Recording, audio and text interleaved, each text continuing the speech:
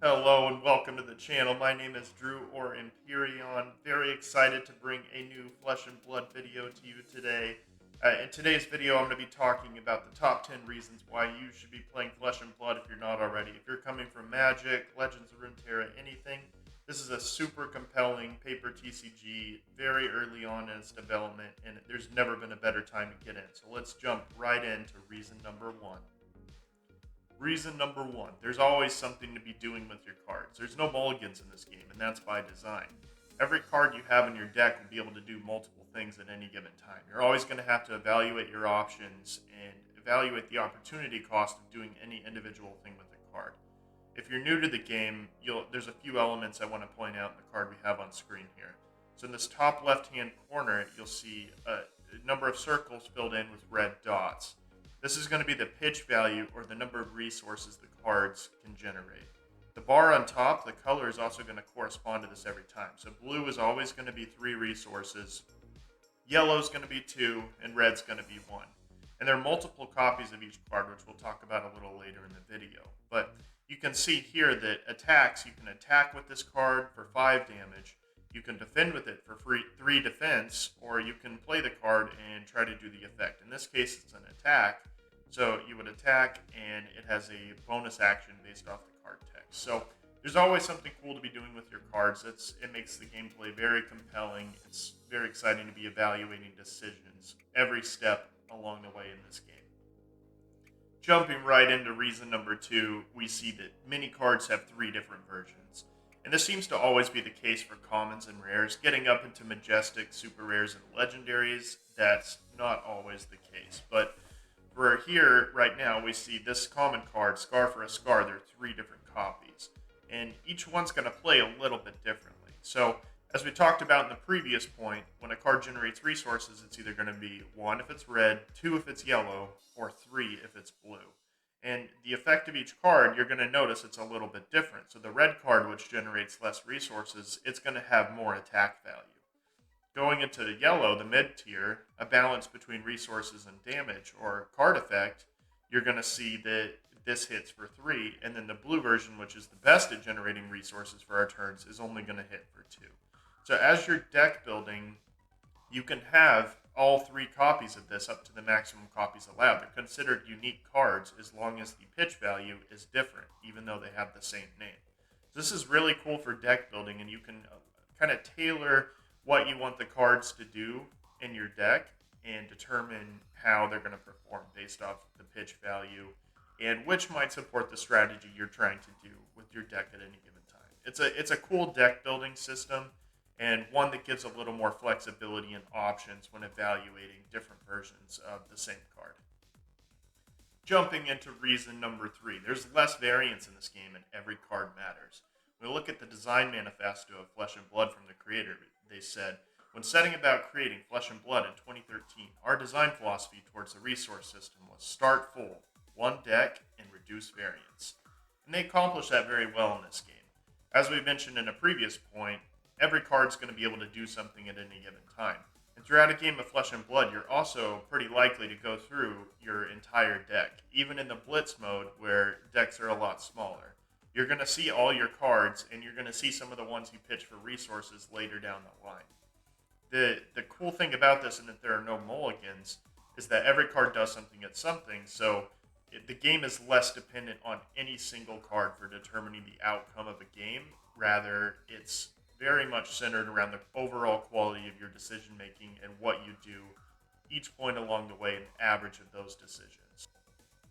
That doesn't mean you're not going to draw a hand that's not all that great. From time to time, you will draw a hand with 3 or 4 blue cards where the card effects themselves aren't that powerful, but they're great at generating resources. Fortunately, there is an arsenal system, which if you have a card left over at your hand when you're the active turn player or attacking that turn, then you can put a card face down in your arsenal and essentially save it for future rounds. So you can craft your hand going forward even if it's not all that great in any given turn. So that definitely helps reduce variance, and there's a lot less in games like this where your resources and cards are one deck. They're not separated, and you don't have to draw into resources since every card can essentially act as a resource if you need it to. Reason number 4, games are decided by overall quality of decisions. In games like Magic, it's very common to see that power level is associated with rarity of cards. In this, it's not really the case. Games are more decided by how you play throughout the game rather than the effects of any single card. We'll get into this a little bit more when we evaluate the rarity of, and compare some of the different options that you may have in various classes. But it's very refreshing and interesting to see a game where the decisions that you make as a whole are more important than drawing into any one individual card that may be in your deck. Jumping into reason number 5, right off the cusp of 4, we see that majestic and legendary cards can be replaced by commons and rares. This is especially the case in this game where you'll see 3 different cards of rarities that more or less do the same thing. Now, Debilitate has a cost of 4 resources, whereas Disable and Spinal Crush both cost 5, but we see the rarity of Debilitate is common, going up to Disable in a rare slot, and then Spinal Crush at Majestic. And these cards are going to function more or less the same way. Sure, the Crush ability is going to be a little different on each one, but they have, compared to their cost, similar attack values and a value of what the action is going to accomplish. So if you're just getting started, if you're in a pinch building a deck for an event whenever we get out of this pandemic, or if you're playing virtually, I know a lot of shops are offering those, then you have plenty of opportunities to tailor your deck with just commons and rares, and you're going to be competitive with that. It's not like Magic where if you replace a mythic with a common, you're going to be in a lot of trouble. No, each card it's very balanced around mechanics itself rather than the rarity of the card. Jumping into reason number 6, there is an incredible ebb and flow between turns as you play this game. If you're the attacking player, at the end of your turn, you're going to drop to your maximum hand size. For most heroes, that's 4 cards. But if you're defending, other than the first turn of the game, you don't get to drop cards. So if someone attacks really hard, you defend with a ton of cards, then you're probably not going to have a very good attack next turn because you would have spent all your resources that you could have used for attacking on defending yourself. Sometimes that's necessary, and sometimes you'll just want to put a card in your arsenal and draw up and refresh your resources. But there's a really cool ebb and flow between defending and attacking, trying to establish that balance and really leaning into your life as a resource. Sometimes it's good to sacrifice some life so you have more resources going into your attack phase if you know you're going to have a chance to beat down your opponent. And the opposite's true. Sometimes you need to protect that resource. You need to protect your life, protect yourself from some really big hits and combos if your opponent draws some really cool cards that synergize well together. So overall, just the ebb and flow between the turns and the back and forth with your opponent really makes the mechanics of this game feel unique and special. Reason number 7, equipment provides a lot of flexibility in this game. As we mentioned in the design manifesto before, you start full, so all your equipment you're going to have with you. It gives you a chance to defend yourself. Here on screen we have just the basic Iron Rod set, very, very basic gear. It's going to break as soon as you defend yourself with it, but each piece of armor is going to give you 1 point of defense. And you compare this with defending with cards from your hand to potentially stop an attack that'll put you in some trouble. Your equipment just gives you some flexibility in your decision makings and helps you pull those levers a little bit in your resource management from turn to turn if you want to have a cool turn but also defend yourself from some big damage or detrimental effects. So it's really cool that you start out with all 4 slots plus your weapon as the game starts, and as you go, this equipment's going to start to break and fall off and you're going to have less and less. Reason 8. Blitz captures the full flesh and blood experience in very short, explosive-paced games.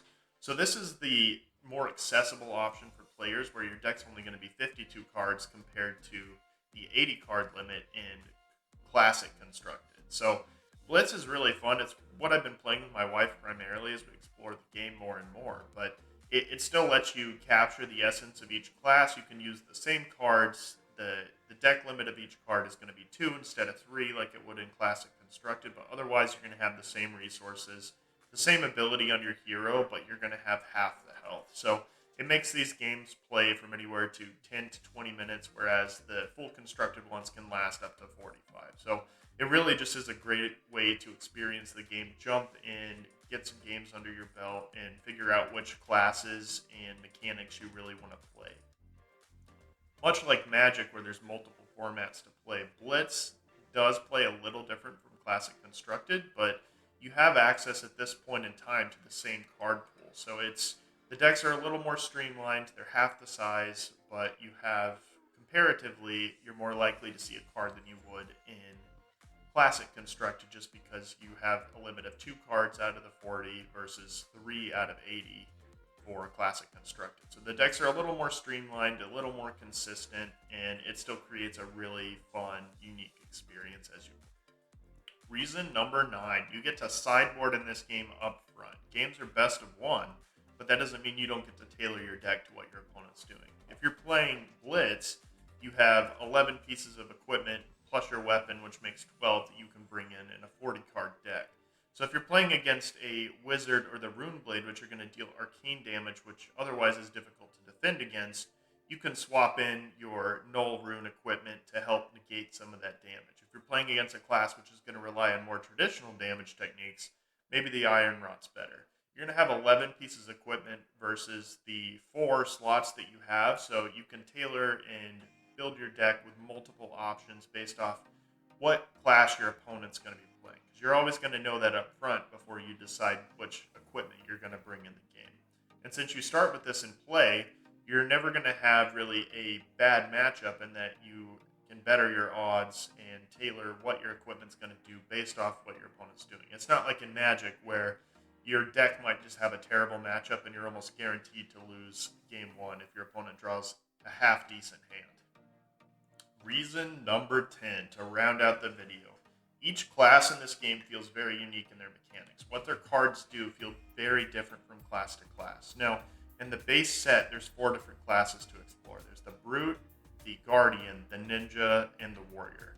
In Arcane Rising, there's 4 more, with the Wizard, Rune Blade, Ranger, and Mechanologist. So there's 8 classes to play. Each one's going to play different and have different cards. As we mentioned a little earlier, there are some generic cards that every class will be able to access as they play, but class cards feel very unique in what they do. And that's a huge plus for this game. So you can prioritize playing one of these different hero classes and just worry about collecting cards for that and not have to get a bunch of others. So it makes it cheaper to deck build, easier to access the cards you need if you're just going to be buying singles, but it also gives you flexibility in determining the different types of playstyles you may be able to accomplish with each hero and which is going to best suit you as a player, what's going to be most fun for you to play. And so far, in the games I've played with my wife, I've found really that they all feel pretty well balanced, at least with the cards we have. I know in competitive, at least in Blitz, Ninja's kind of dominant right now in the meta, but we've also got a new set coming out at the end of the month, Monarch. It's going to be a huge release. There may be some new classes, but we've seen the specialization with light and dark where certain classes, these legacy classes we have here, there's new heroes that have access to cool shadow and light cards that are not otherwise available in the game. So it's sure to mix up the meta, and we're sure to see some cool things. And that concludes the top 10 reasons why you should be playing Flesh and Blood. Please comment, like, subscribe. Let me know what you want to see in future videos as I make more and more Flesh and Blood content. Thank you so much for watching and joining me. We'll see you next time.